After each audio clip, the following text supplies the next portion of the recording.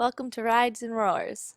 In this video, we'll be discussing our experience at Six Flags Whitewater in Marietta, Georgia on July 1st, 2020. We arrived at the park for opening and were first greeted by the dive bomber and Runaway River Tower reconstruction. These slides were built in 1998, so it's good to see the park giving it a little TLC. In addition to the tower reconstruction, Dive Bomber has also been painted bright orange. Sadly, it looks like both of these rides are going to be closed for the rest of the season. It's a shame because Dive Bomber is my favorite ride at the park. With Dive Bomber closed, we headed to Typhoon Twister for the first ride of the day. This is a relatively new ride, opening in 2013 and was a much-needed addition to the park. I personally enjoy this ride over its very similar counterpart of Tornado. The steep drop really gets the ride going for a spin around the bowl and a drop through the middle. Lizard's Tail was closed, so next we went to Dragon's Tail, its big brother. Dragon's Tail is an intense body flume with multiple quick drops that give you airtime. With no wait, we are off and heading to the Bahama Bobslide. We were lucky to squeeze in a ride before it went down for the rest of the day.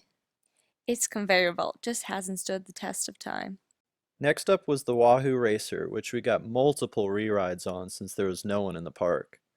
My favorite slide is number 4 because of its quick starting speed and tight radius of curvature on the downward spiral. We then took a short walk past the wave pool to Tornado. Tornado has a good first drop, but the ride itself is over a little quick. Plus, it's one of the most cloned water slides, so it can be found almost anywhere. It's a decent slide, but the weight of your raft makes a big impact on the ride experience. Treehouse Island was closed, and we didn't bother with any of the other kids' playgrounds or splash pads. We decided to stop for lunch about an hour into our day at the park.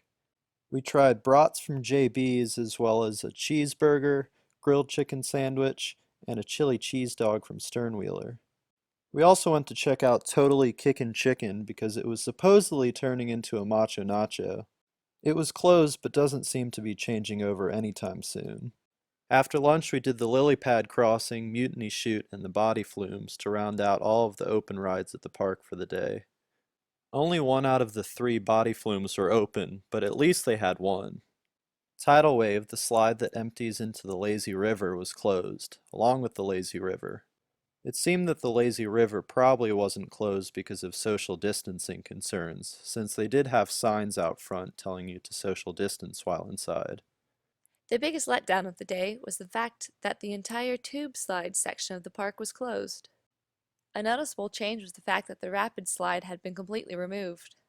Something interesting was installed into the water at the bottom of where this slide used to be.